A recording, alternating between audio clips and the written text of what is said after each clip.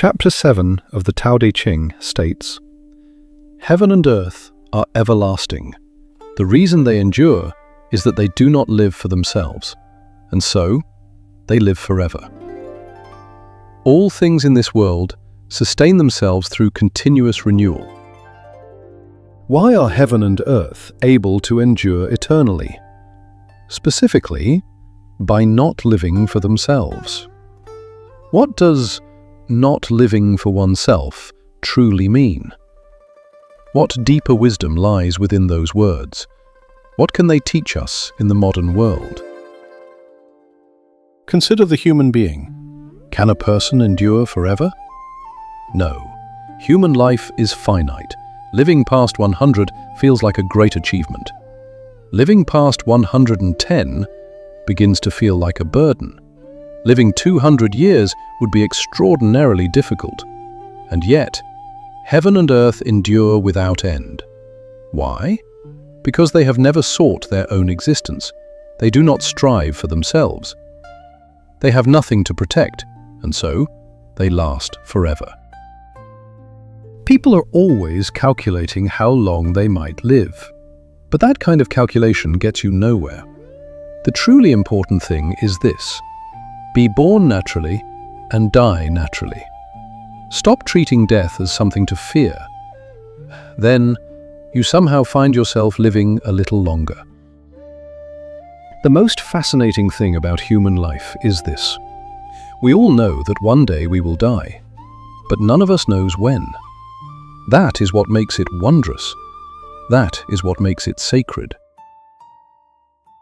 Heaven and earth have no concept of time or space. Paradoxically, they never run out of either. Human beings are acutely aware of both. We say, "I am racing against the clock." But why race against something that never tires? We say, "I must claim as much space as possible." But that is not ours to decide. A person only ever truly stands on the ground beneath their own feet. That is the extent of our reach. This is precisely what Lao Tzu is reminding us of. Do not always put yourself first. The person who is constantly thinking of themselves often ends up with nothing. Can you force yourself to live longer? No. Can you force yourself to die when you choose? No, that too is beyond your control. The sage understands all of this. Why do heaven and earth never exhaust their time or space? Because they are not anxious about it. Human beings, by contrast, are always anxious. We say, "There is not enough time," or "My space has been taken." The more desperately a person clings to life, the less they truly live. Heaven and earth have no thought of enduring forever, and yet they endure without end, generation after generation. The river flows on as it always has. It is the people along its banks who come and go. Seeing all of this, the sage arrives at a realization. The sage places himself last and finds himself first. He regards his own life as secondary and finds it preserved. What does this mean? It means I place my own interests behind those of others. In today's world, competition is fierce. Every moment counts. Fall behind even slightly, and you risk being left behind entirely. Everyone wants to be first. Why does Lao Tzu counsel us to willingly step aside? Why let others go before us? People rush to be first in everything. Why? Because we resent the person ahead of us. We feel relieved when there is still someone behind us. We think, "At least I am not last." Is that not how people think? That is not the way of the sage. The sage says, "If you want to go first, go ahead. I do not mind. Time does not mind. Space does not mind." Why not learn from heaven and earth? Place your own position behind others. A person who can yield is a person of great fortune. Go ahead of me. I do not mind. Such a person is never truly last. Even if they are last, it does not diminish them. Look at the breadth of spirit in someone like that. It is because they are blessed that they can do it. Those who cannot yield are anxious and frantic. Ultimately, they gain nothing.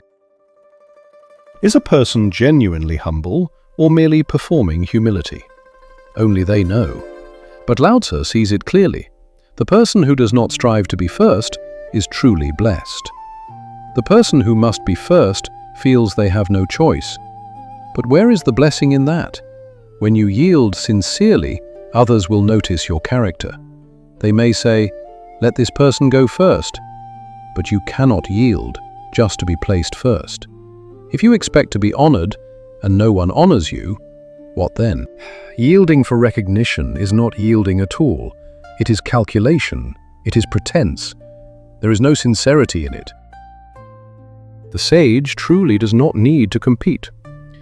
Many traffic accidents happen because people fight over 5 minutes. The difference between fast and slow is only a few minutes, yet people exhaust themselves for it. Sometimes, they even lose their lives. Is it worth it? He regards his own life as secondary and finds it preserved. Stop treating your own existence as the most important thing. Regard others' lives as precious. Then you will endure alongside all things. The less a person seeks to be remembered, the longer they are remembered. The more one clings to legacy, the sooner they are forgotten. This is simply the truth. Look at Lao Tzu himself. He did not care what people called him. He had no intention of leaving anything behind. But the gatekeeper implored him with sincerity. Lao Tzu agreed to write. He wrote, and then he left. He told no one where he went. And yet, here he is, still with us today. The Tao Te Ching has been transmitted across the ages.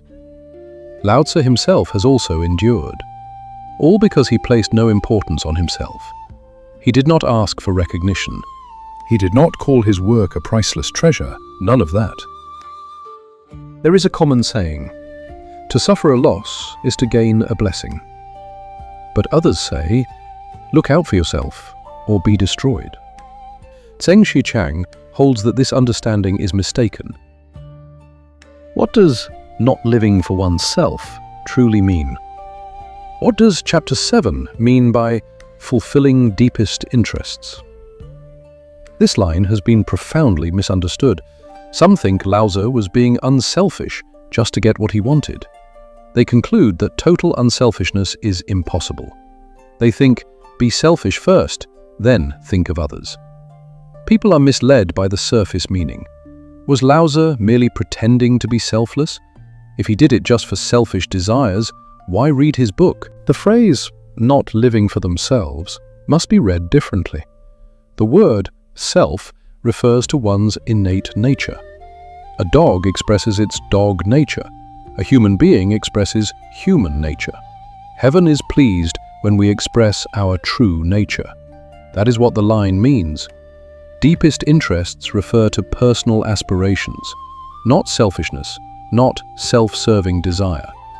Lao Tzu never advocated selfishness. His teaching is built on the absence of ego.